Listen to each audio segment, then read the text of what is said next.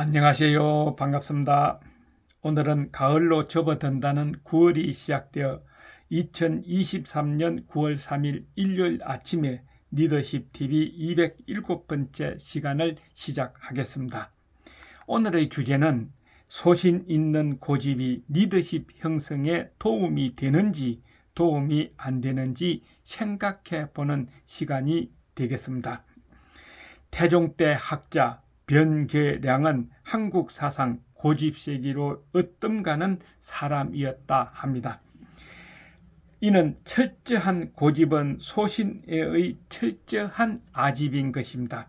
대세에 영합하고 힘있는 자에 굴하며 상식이나 윤리에 부응하여 버들가지처럼 나름대로 사는 것이 무사 안일할 수 있었던 우리 한국의 엘리트 사회에서 이 같은 소신 있는 고집은 싱그러운 것이라 할 수 있을 것입니다.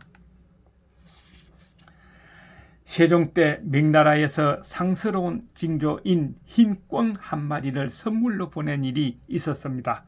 을에 감사하는 글을 명나라 천자에게 보내야 했죠. 그래서 그 감사하는 글을 당대의 대문장가인 변계량이 쓰게 되었습니다. 그런데 변계량이 쓴 글 가운데 흰 꿩을 말하는 대목에서 행을 바꿔 띄었었기 때문에 여러 대신들은 그것이 옳지 않다는 이론을 제기했습니다. 왜냐하면 우리의 옛 선조들은 임금이나 지극히 높은 지존을 나타내는 글을 쓸 때에 여러 글 가운데 둘 수 없다 하여 행을 바꿔서 다른 글 머리보다 한 줄 높여 씀으로 해서 존경심을 나타내는 것이 예의요 법도였습니다. 이와 같은 존대 필법은 개화기의 독립신문 시절까지도 답습되었다고 하네요. 그래서 명나라 천자가 보낸 꿩이기에 의당 의물이며 의물이면 존대해야 한다는 것이 변계량의 소신이었죠. 또 꿩에 대한 사례이므로 꿩을 존대함으로써 그를 보낸 천자에 대한 경의가 배가 된다는 자신의 확신에서 줄을 바꿨었던 것입니다. 하지만 꿩은 어디까지나 꿩이기에 그것이 아무리 의물이라 해도 행을 바꿔 쓴다는 것은 부당하다는 것이 대신들의 의견이었습니다. 그런데 세종도 대신들의 의견이 옳다고 하자 변계량의 고집이 발동한 것입니다. 그는 임금 앞에 나아가 큰 절을 하고 아뢰었습니다. 밭가는 일은 마땅히 종에게 물을 것이요 뱃자는 일은 마땅히 계집종에게 물어야 하옵니다. 애교 문서에 대해서는 마땅히 그 일을 많이 해온 노신에게 맡기는 것이요 함부로 다른 말을 옳다 할 것이 아니옵니다 했습니다. 그러자 난리가 났습니다. 이것은 임금을 훈계하는 발언이요 대신들을 호되게 호통치는 발언으로 어느 임금 때 같으면 군주를 모독한 망언으로 서록이 일어나고도 남을 일이었습니다. 하지만 신하의 기계를 몹시 사랑했던 세종이요 또 워낙 변계량의 소신이나 고집을 꺾을 수 없다는 것을 모두 알고 있는 터라 이 노신의 소신에 부응해 주었던 것입니다.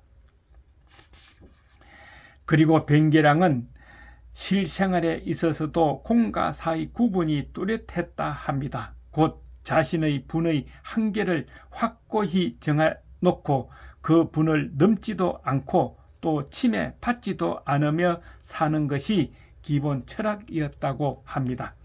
그러다 보니 그것은 자제나 또 노비 그리고 희하의 관원들로부터 무척 인색하다는 소리를 들을 정도였다 합니다. 즉 손님과 술을 마실 때는 그 잔술을 헤아려서 자신의 분에 맞게 과음하지 않도록 규정된 잔수에 이르면 술자리를 거두어 버렸다고 합니다. 그러므로 늘 이러했기에 변계량과 처음 교류한 사람 중에 당황하지 않은 사람이 거의 없었다고 합니다.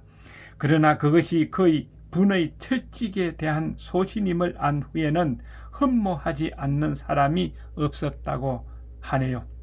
그래서 리더십 차원에서 보는 오늘의 마무리며 결론은 리더십이란 나름의 타인 지향적 사고나 행동에서 탄생되지도 또 정립될 수도 없는 것이라는 겁니다. 리더십의 온상은 바로 소신이요. 그 소신이 상식이나 보편성에 어긋나지 않는 상태에서의 소신 있는 고집이 공공의 이익이라면 더욱 힘있는 리더십이 형성되는 것은 당연할 것이다 하는 겁니다. 그렇다면 현재 정치인들의 고집은 공공의 이익인지 개인의 이익인지 한번 판단해 보시기 바랍니다. 끝까지 시청해 주셔서 감사합니다. 리더십TV의 하준호였습니다. 건강하세요. 다음 주에 뵙겠습니다.